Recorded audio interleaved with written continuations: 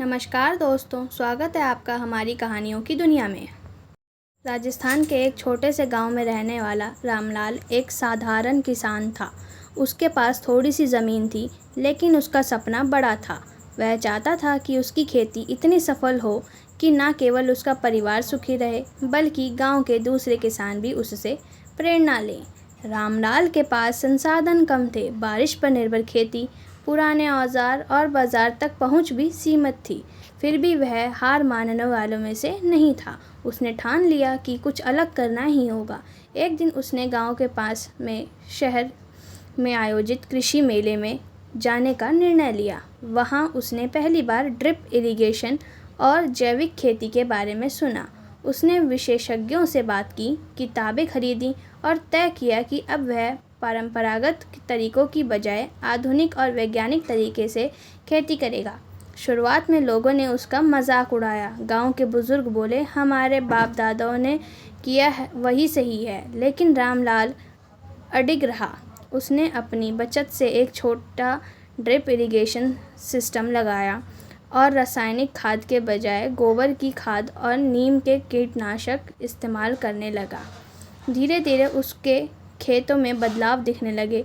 उसकी फसलें हरी भरी रहने लगी, उत्पादन बढ़ा और लागत कम हो गई। उसने टमाटर, बैंगन और हरी मिर्ची की खेती शुरू की, जो पहले गांव में कोई नहीं करता था। 3 सालों में रामलाल ने अपनी आमदनी दोगुनी कर ली।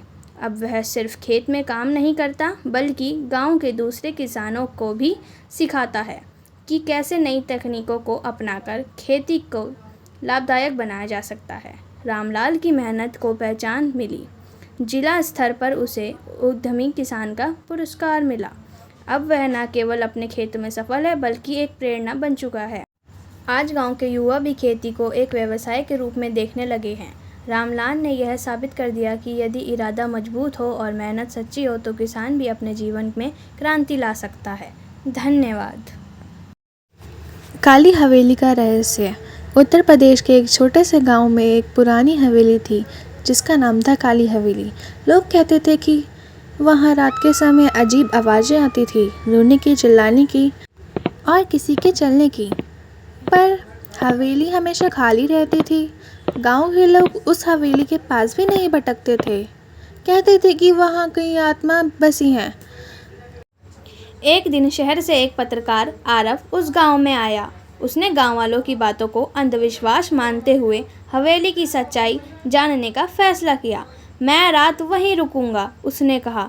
अगर कुछ दिखा तो मैं कैमरे में कैद करूंगा। गांव वाले डरे, पर उसे रोका नहीं जा सका। रात को आरव अपने कैमरे और टॉर्च के साथ हवेली में घुसा। हर कमरा धूल और मकड़ी के जालों से भरा था। अचानक उसे एक लड़की की हंसी सुनाई दी। कौन है? आरव चिल्लाया। कोई जवाब नहीं आया। उसे लगा शायद कोई प्रैंक कर रहा है, लेकिन तभी दरवाजे अपने आप बंद हो गए। हवेली की दीवारों पर खून से लिखा था, वो लौट आई है। आरव का कैमरा अपने आप रिकॉर्डिंग शुरू करने लगा। तभी एक सफ़ेद साड़ी में लिपटी औरत सीढ़ियों से उतरती दिखाई दी। उसका चेहरा बिना आँखों के था। आरव चीख पड़ा, पर उसके पैर जड़ हो गए थे। औरत उसके पास आई और धीमे से बोली, मेरे साथ चलो, यहाँ कोई लौट कर नहीं जाता।